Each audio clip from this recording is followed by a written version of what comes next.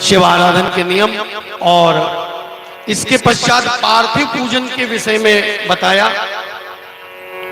पार्थिव लिंग जो बनाए जाते हैं स्फटिक लिंग के बाद, और कलयुग में पार्थिव लिंग पूजन का बहुत बड़ी महिमा बताई गई। कलयुग में पार्थिव लिंग पूजन का बड़ा महत्व है, बहुत महत्व है। और इसका पूजन विधि विधान पूर्वक जो करते हैं, प्रातः काल बनाते हैं, दोपहर में फिर पूजन किया जाता है और फिर सायंकाल में इसका विसर्जन किया जाता है। मिट्टी के शिवलिंग, मृत्तिका के शिवलिंग बनाए जाते हैं। रोज बनाकर विसर्जन करने का भाव यही है। कल भी मैंने निवेदन किया था कि अर्थात ये जानना कि ये शरीर भी क्या है। ये शरीर क्या है? ये शरीर भी तो मिट्टी से ही बना है। किससे बना है? ये भी मिट्टी से बना है। तो एक दिन इसका भी क्या होना है? विसर्जन होना है। जब आप पार्थिव शिवलिंग बनाते हो, उनका पूजन करते हो, फिर उनका विसर्जन करते हो तो बड़ा उत्सव मनाते हो, बड़ी प्रसन्नता होती है, बड़ी खुशियां मनाते हो। लेकिन जब इस शरीर रूपी मृत्तिका का जब विसर्जन होना होता है तो उस समय वे भयग्रस्त होते हैं, रोते हैं, चिल्लाते हैं। तो ये बात समझनी है। ये पार्थिव शिवलिंग के पूजन का विधान ही यही है कि पार्थिव पूजन करते करते करते, विसर्जन करते करते हमको ये समझ में आ जाए ये शरीर भी क्या है, ये पार्थिव लिंग है और इसका पूजन करने के बाद एक दिन इसका क्या होना है? विसर्जन करना ही है। जिस दिन ये समझ में आ गया, शिवत्व आ गया समझ में, तो उस दिन फिर मृत्यु उत्सव बन जाती है। क्या बन जाती है?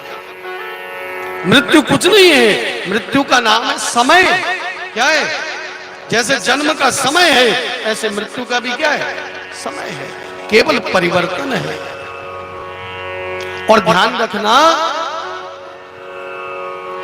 आपका जो निज स्वरूप है, जो आप वास्तव में हो, वो कभी नहीं मरता। वो कभी नहीं मरता। और रही बात इस पार्थिव, इस मिट्टी के शरीर की, तो इसका तो कोई पता ही नहीं है। कितना भी पूजन करो तो ये बात ध्यान रखनी है कि एक दिन इसका क्या होना है? विसर्जन होना है। और कब करना पड़ जाए क्या पता, किस घड़ी किस पल करना पड़ जाए कुछ नहीं पता।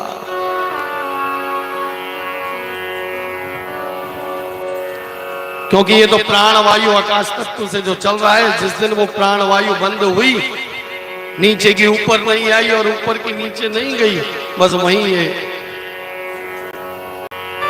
पार्कर रेजिडेंसी जो अपने कुंडली सोनीपत में है, वहां से प्रेमी भक्त लोग, श्री राधा नाम के दीवाने भक्त प्रेमी यहां पर पधारे हुए हैं। एक बार जोरदार कर ध्वनि से स्वागत करिए। अभी पिछले माह श्री राधा नाम के दीवाने जो प्रेमी भक्त लोग हैं, उन्होंने श्री राम कथा का आयोजन करवाया था, तो वो कथा हमने की थी पार्कर रेजिडेंसी में। तो ये प्रेम संबंध अब ऐसा बढ़ गया कि निमंत्रण गया तो ये लोग रुक नहीं पाए। और बहुत बहुत स्वागत आप सभी का। भगवान भोलेनाथ की असीम कृपा आप लोगों पर बरसे।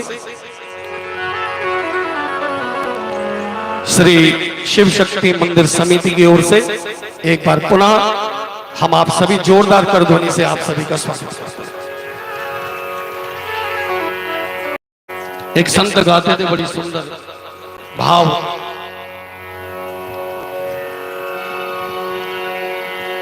कि जब तेरी डोली निकाली जाएगी। जैसे ये शिवलिंग का आप करते हो ना विसर्जन, जिस दिन वो उत्सव बन गया, ये जिस दिन इस लिंग का जब जाना हो तो जिस दिन ये उत्सव बन जाए कि जब तेरी डोली निकाली जाएगी, बिन मुहूर्त के उठा ली जाएगी। जब तेरी डोली निकाली जाएगी, बिन मुहूर्त के उठा ली जाएगी। जब तेरी डोली निकाली जाएगी, बिन मुहूर्त के उठा ली जाएगी। जब तेरी डोली निकाली जाएगी, बिन मुहूर्त के उठा ली जाएगी। हरि बोल।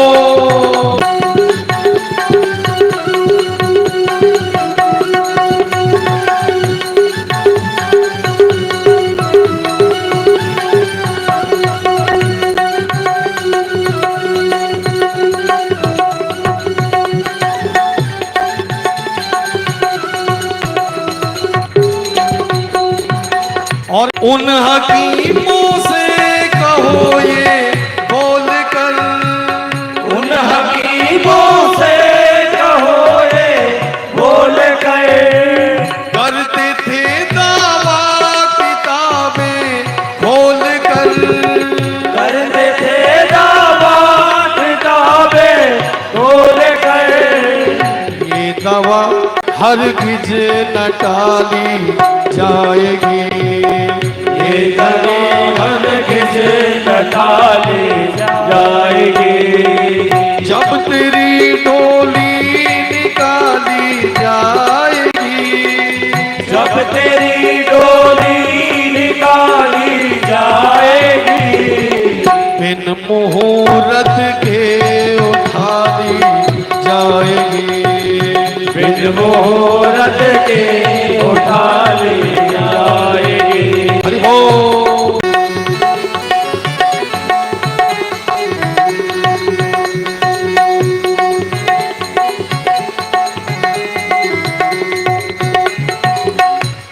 और क्यों गुलों पर हो रही बुलबुल निसार, कामलों पर हो रही बुलबुल निसार, सामने माली खड़ा है खबरदार, सामने माली खड़ा है खबरदार। मार कर गोली गिरा दी जाएगी, मार कर गोली गिरा दी जाएगी। जब तेरी डोली निकाली जाएगी, जब तेरी डोली निकाली जाएगी, बिन मुहूर्त के उठा ली जाएगी, बिन मुहूर्त के उठा ली जाएगी। बिन मुहूर्त के उठा ली जाएगी, बिन मुहूर्त के उठा ली जाएगी। हरि बोल।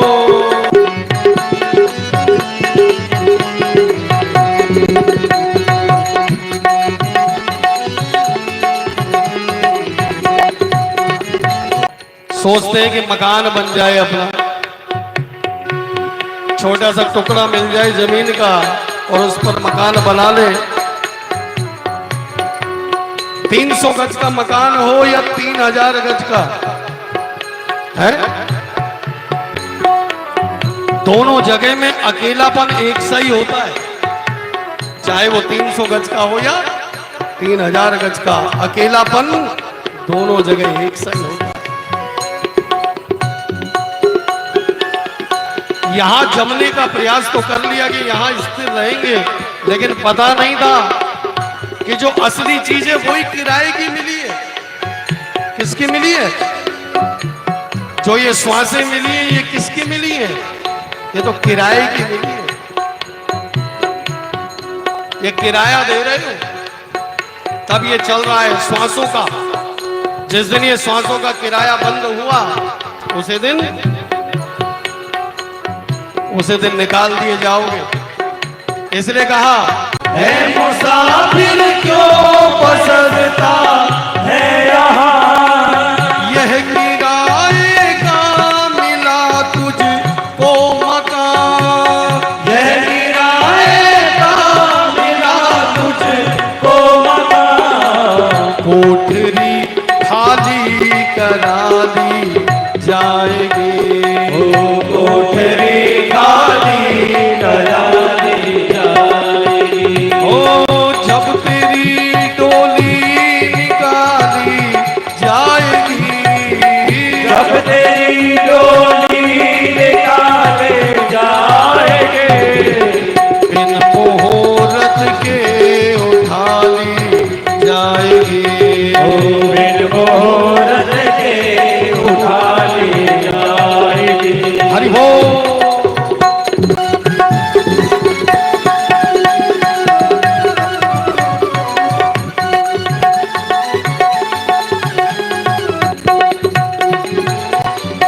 और फिर यहां से क्या जाएगा आगे, यहां से क्या जाएगा आगे, ये तो यहीं खत्म हो जाएगा। यहां से आगे जाएंगे आपके कर्म, क्या जाएंगे, आपका कर्म जाएगा। इसलिए कहा संतों ने क्या, होएगा परलोक में तेरा हिसाब, होएगा परलोक में तेरा हिसाब, और वहां पर सबका रजिस्टर अलग है। वहां पर ये नहीं पूछा जाएगा आपने साथ में मिलकर पाप पुण्य कितने किए, चाहे आप कितने समाज में हो चाहे कैसे ही हो, वहां पर आपका हिसाब व्यक्तिगत ही लिया जाएगा। आप ये नहीं कह सकते उसने किया तो उसके साथ मुझे भी करना पड़ा, उसने जो कुछ किया किया लेकिन तुमने क्या किया, रजिस्टर तुम्हारा ही खुलेगा, दूसरे का नहीं खुलेगा। इसलिए कहा क्या, होएगा परलोक में तेरा हिसाब, होएगा परलोक में तेरा हिसाब, कैसे मुकरोगे वहां पर तुम जनाब, कैसे मुकरोगे वहाँ पर तुम जनाब, जब बही तेरी निकाली जाएगी, जब बही तेरी निकाली जाएगी, ओ जब तेरी डोली निकाली जाएगी, जब तेरी डोली निकाली जाएगी, बिन मुहूर्त के उठा ली जाएगी, बिन मुहूर्त के उठा ले जाएगी, ओ जब तेरी डोली निकाली जाएगी, जब तेरी डोली निकाली जाएगी, बिन मुहूर्त के उठा ली जाएगी, बिन मुहूर्त के उठा ले जाएगी, प्यारे बिन मुहूर्त के उठा ली जाएगी, बिन मुहूर्त के उठा ले जाएगी, जब तेरी डोली निकाले जाएगी, बिन मुहूर्त के उठा ले जाएगी, बिन मुहूर्त के उठा ले जाएगी, बिन मुहूर्त के उठा ले जाएगी, बिन मुहूर्त के उठा ले जाएगी, जब तेरी डोली निकाली, गाइए, जब तेरी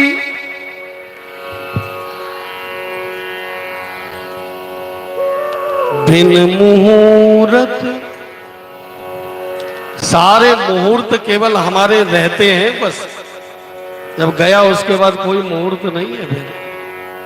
न दिन का मुहूर्त है, न वार का मुहूर्त है, न तिथि का मुहूर्त है, न समय का मुहूर्त है, न स्थान का मुहूर्त है। जहां पर किराया खत्म, बस एक श्वास ज्यादा नहीं और एक श्वास कम। तो पार्थिव लिंग पूजन करते हुए जो कि कलिकाल में इसीलिए सबसे अधिक महत्व रखता है, पार्थिव लिंग पूजन अवश्य करना चाहिए। और लिंग, पार्थिव लिंग पूजन, मृतिका का मिट्टी की शिवलिंग बना बनाकर और फिर उनका पूजन करके और उसके बाद जो उनका फिर सायंकाल में विसर्जन होता है प्रतिदिन। तो ये करते करते करते जब हमारे अंदर ये भाव बन जाएगा, स्थिर हो जाएगा कि मैं तो शिवत्व हूं, मैं शिवोहम हूं, जिस दिन ये पता लग जाएगा, ये जान जाओगे, तो उसके बाद ये फिर इस शरीर की इतनी कोई महत्ता नहीं रह जाएगी। जिस दिन जाएगा उस दिन भी उत्सव होगा। फिर तो ये भाव होगा कि लोग मरण से डरत हैं। क्या? लोग मरण से डरत हैं और अपनों मन आनंद, जिस दिन वो आनंद कंद की प्राप्ति हो जाएगी, उस शिवत्व की। लोग मरण से डरत है, अपनों मन आनंद,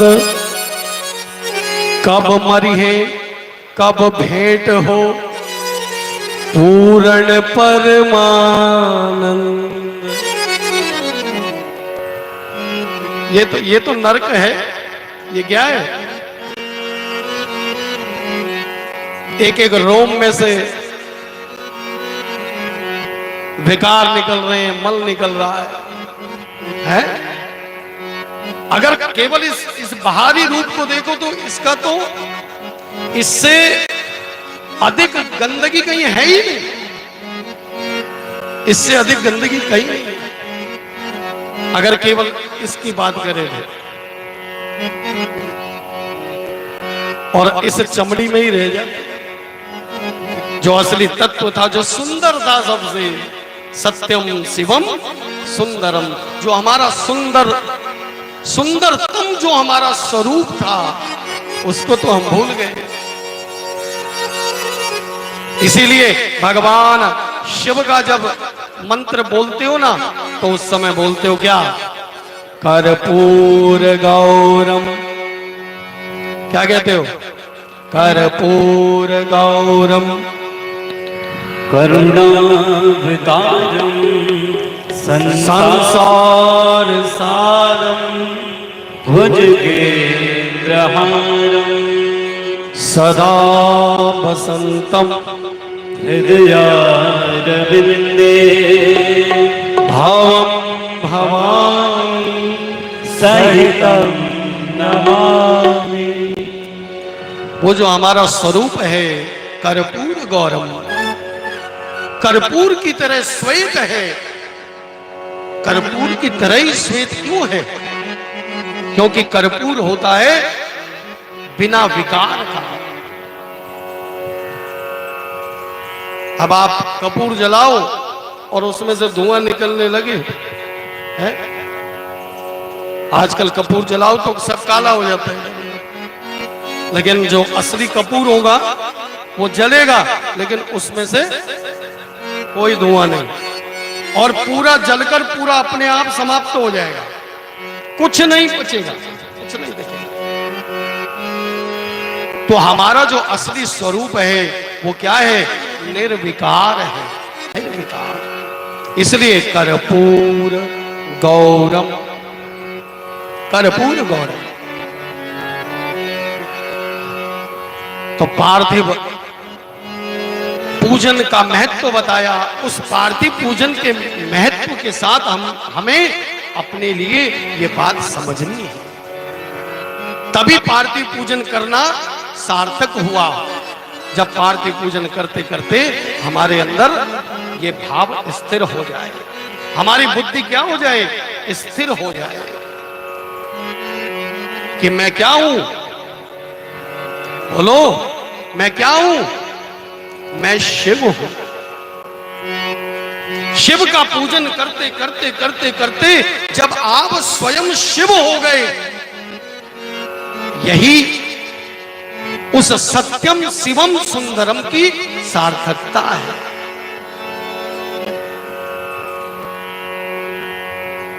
और भगवान शंकर को इसीलिए दो चीजें पसंद नहीं है। क्या? भगवान शिव को झूठ पसंद नहीं है। शिव का उपासक झूठा नहीं होना चाहिए, और शिव के उपासक में अहंकार नहीं आना चाहिए।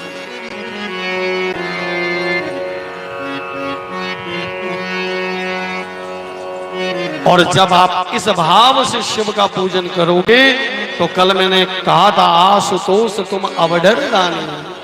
भगवान शिव क्या है? अवडर दानी है, लापरवाह है वरदान देने में, और शीघ्र प्रसन्न होने वाले।